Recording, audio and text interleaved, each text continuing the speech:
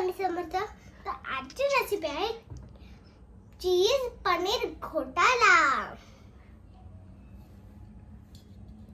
तर बघा ना किती सुंदर दिसतंय. तर मी तुम्हाला खाऊन दाखवते कसं झालंय.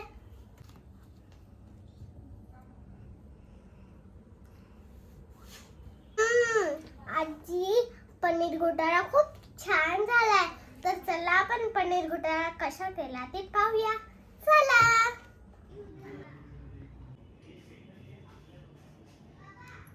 नमस्कार.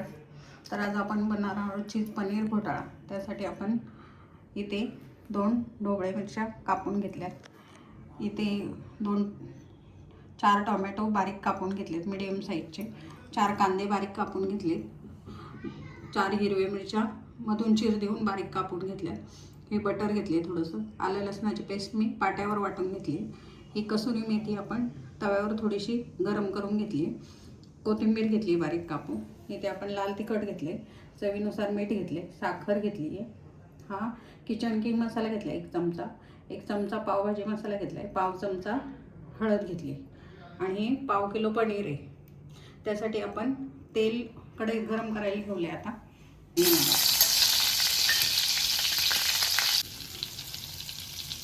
जिरं टाकलंय थोडंसं. आता कांदा टाकूया.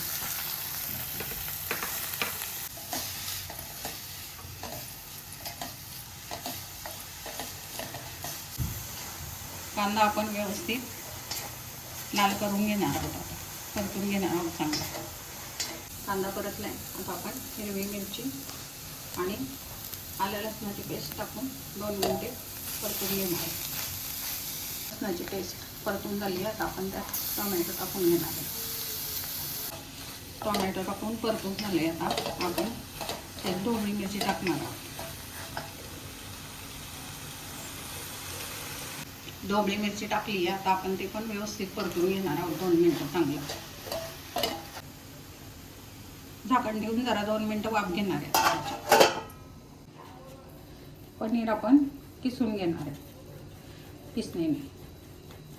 मसाले टाकून घेणार आहे सगळं. मीठ घेणार आहे. मीठ वगैरे सगळं टाकले. आता मी थोडं स्मॅश करून घेणार आहे याला आणि नंतर पनीर टाकणार आहे. आता आपण स्मॅश करून त्याच्यात पाणी टाकणार आहोत. उकळलेलं पाणी टाकायचं, गरम पाणी. 1 ग्लास भरून गरम पाणी टाकणार आहे त्याच्यात. आता पनीर टाकून घेणार आहे त्याच्यात. मिक्स करून घ्यायचे व्यवस्थित आणि 1 वाफ द्यायची.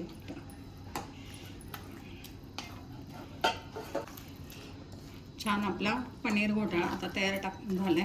आता आपण त्यामध्ये कसुरी मेथी आणि कोथिंबीर टाकून घेणार आहोत. छान दिसतोय बघा.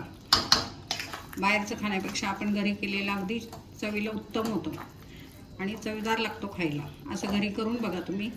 आता मी याच्यावरती चीज किसून टाकणार आहे.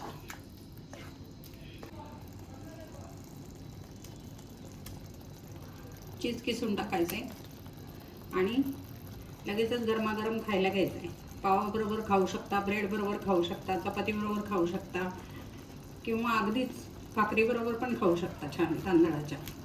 मस्त लागतो एकदम. करून बघा अशा पद्धतीने आणि मला कमेंट करून सांगा कसं झालंय ते. आपल्याला काढूनच घ्यायचे. भाजी आपली तयार झाली आहे. काढून घ्यायची आता. जर तुम्हाला आमचे व्हिडिओ आवडत असेल तर नक्कीच लाईक करा आणि शेअर पण करा आणि सबस्क्राईब करा.